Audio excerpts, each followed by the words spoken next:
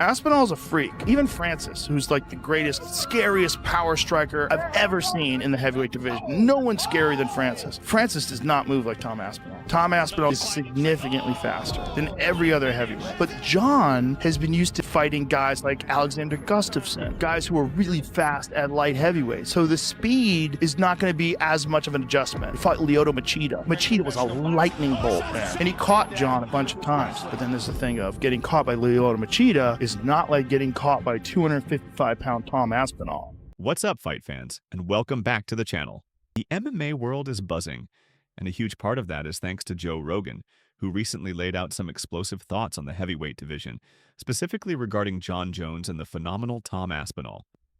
He elaborated further on what makes Aspinall the next step in heavyweight evolution, highlighting his well-rounded skill set. Who's next big heavyweight star?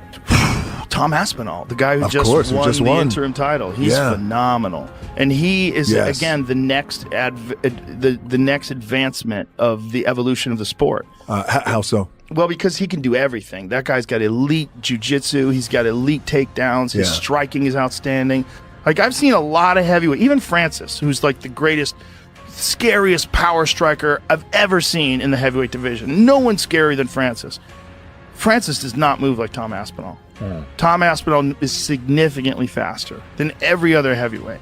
That's a real problem because he's a heavyweight and he's a big guy, a really big guy, but he moves so fast. And so his speed has always been like extraordinary compared to other heavyweights. Like he just fucking moves in. It's all like fast, explosive movements. So he's got natural speed, but then he's also got a lot of training to execute quickly. So when he moves in, he closes the gap. You can see like he's fast for a big guy. Right.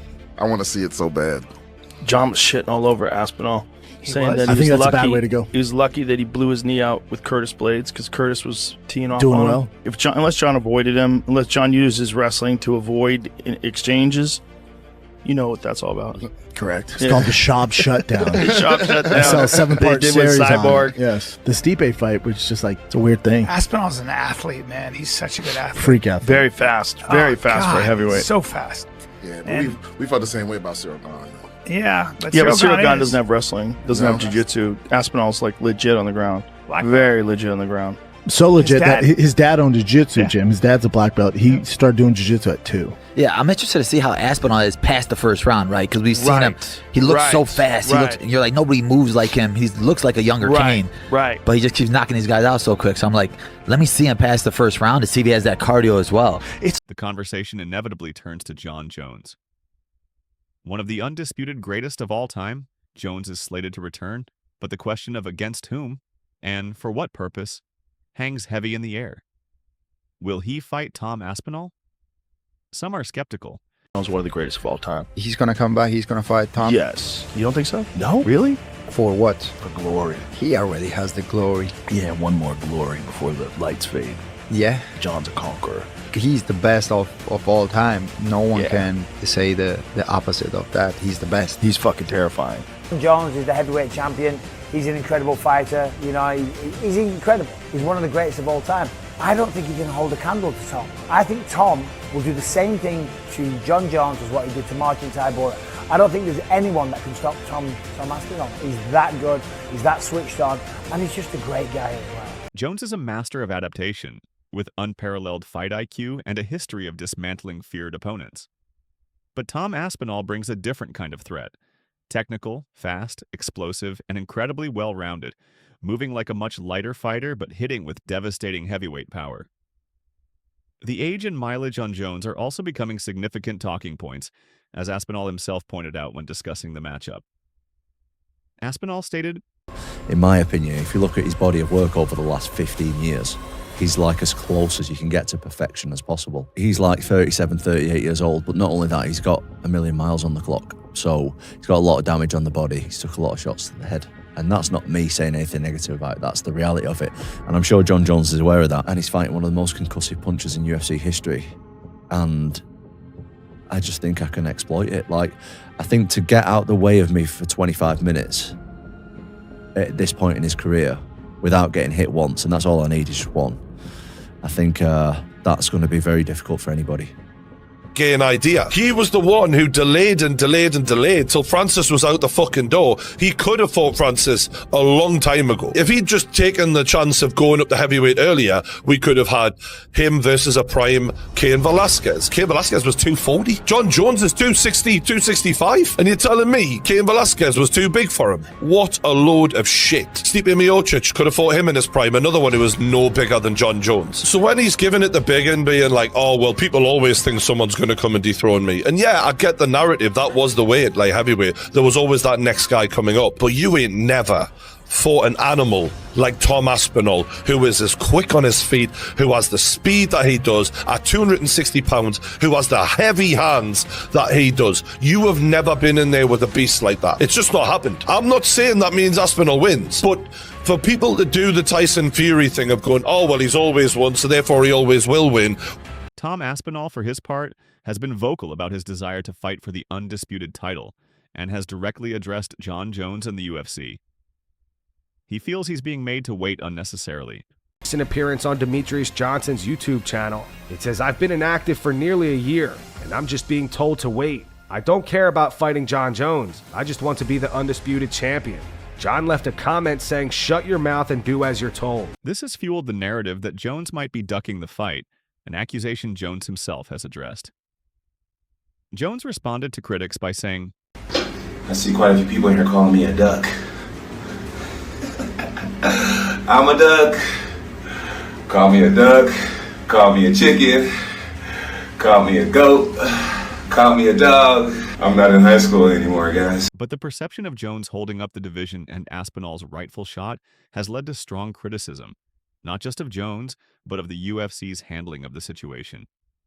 Many feel Aspinall is being unfairly stalled in his prime. You are ducking. You're ducking the opportunity. You're taking that opportunity away from someone else.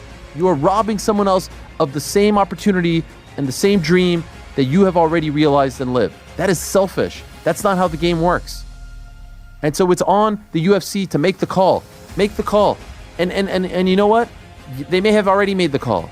And it may be happening at MSG, and we're all being, we're all being taken for a ride here. But honestly, if that is the case, come out and say it.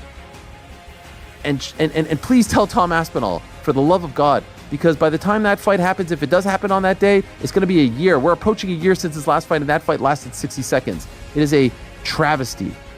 It is a crime what is happening to Tom Aspinall in the prime of his life, in the prime of his career. Give up the belt or fight. That's it. Defend or vacate. That's it. It's great. We're all happy for you. I love the fact that you turned your life around. Truly. Trust me, I was there. We did the walk and talk in Albuquerque. I covered it all. It actually warms my heart. But you got to keep the train rolling along. The core of the issue for many is what happens if Jones can't implement his usual controlling game plan against Aspinall's relentless, precise attacks. If Jones can't slow Aspinall down, the fight could change drastically and quickly. There's a strong argument that Jones faces a legacy-defining choice. Aspinall, goddamn. It's like you risk going down as no matter what, you don't have to fight again. Greatest of all time, people will say that. You're the greatest of all time, greatest of all time, Jon Jones. Or you risk it, go fight Tom Aspinall, possibly lose, and then it's like, he was the greatest. Then they're saying, yeah, but he wasn't in his prime. He's the fastest, quickest, most powerful heavyweight on the planet. He's the favourite against Jon Jones. And no man alive can beat Tom Aspinall, in my humble opinion. And that's with the greatest of respect to Jon Jones. Toe came out of his skin when he fought me. He wrapped it himself to go to the press conference. He didn't want to miss his press conference. So he wraps it himself because the doctors refused. That's inappropriate treatment. We're not going to do that. We're taking you to the hospital. This is a tough guy. And when it comes to grit, and you got to have it, we know for sure that Jon does. Now, that doesn't mean that Tom does not.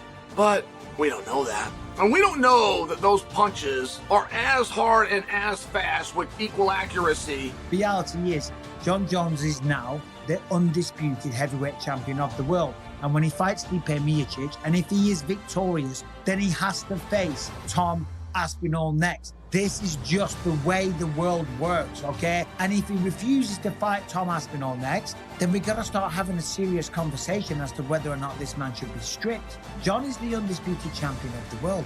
Tom is the interim champion. this is how it works. They face one another. He's calling out Alex Pereira for a legacy fight. That wasn't your thinking at light heavyweight. You were taking on all comers, and that is what a champion is supposed to do. Take on all comers. What I'm saying is sounds crazy. I'm not saying this as a Jon Jones hater, but if this was boxing, Jon Jones would be stripped. That's a fact.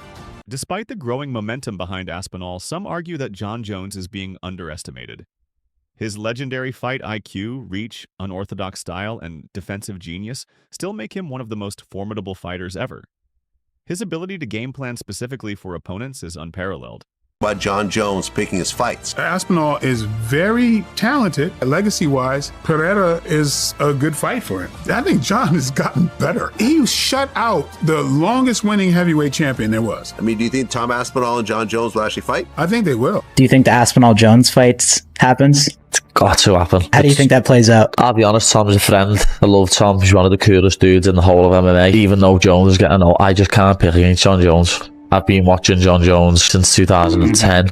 How has he been in the game so long? I know, it's mad. He's got proper longevity, and the one thing I do think Jon Jones has got the best in the world and the best ever is fight IQ. He game plans to beat people. He doesn't fight the same way every fight. He has a perfect game plan to beat that person.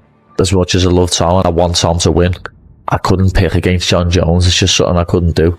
And Dana White himself has spoken about Jones's almost terrifying focus when he truly applies himself, even referencing his dark side as part of what makes him such a dominant force. When you watch the video of him and Cormier, and they don't know that they're live being filmed. Oh my God. And Cormier says, I had to come over there and spit in your fucking face right now. I wish they would let me next door so I can spit in your fucking face. And Jon Jones says, I would fucking kill you. You know I would absolutely kill you if you ever did something like that, You right? could never kill me. I'm not saying it. I would fucking kill you. I would literally kill you if you spit in my face. Yeah, let's try that, John. Jon Jones has like German Shepherd dogs that can do all the attack shit, shoots guns. Jon Jones has a very dark side to him. He's one of the greatest fighters of all time, period, in all of combat sports. And I don't think people give him enough credit. The guy is undefeated. He's never lost in MMA. Went right through fucking Murderer's Row at light heavyweight, then moves up to heavyweight and wins in heavyweight. And they say he's crazy. What do you think about that? All fighters are crazy, you know that. But what makes Jon Jones so fucking unique and so special is if you look at all the things that he did outside of the octagon and outside of the sport, yet still destroyed everybody that he fought. It's pretty fascinating. However, time waits for no one, and Tom Aspinall looks like a rising storm that's only gaining strength. Ultimately, Aspinall sees a clear path forward. There's nowhere to go for Johnny. He either has to fight me or retire now. If he does retire, everyone knows that he will have been avoiding me. I want to fight. Absolutely, I want to fight. If that's against Jon Jones or not. I'm just waiting on a date, man. Dana White's come out this week and said that Jon Jones is happy to do it. I've been in the rooms with the UFC and they've told me it's happening. I'm not chasing Jon Jones. The reason I want to fight Jon Jones is because he's got the belt. #1 heavyweight walking around the planet Earth. But we need to find out who the guy is. If it's not Jon Jones, get out of the way. I'll fight someone else. Happy days. What do you think? Should Jones fight Aspinall or retire? Is the UFC protecting Jones? Let us know your thoughts in the comments below. Don't forget to like this video, subscribe to the channel for more MMA news and analysis, and hit that notification bell so you don't miss an update. Thanks for watching, and we'll see you in the next one.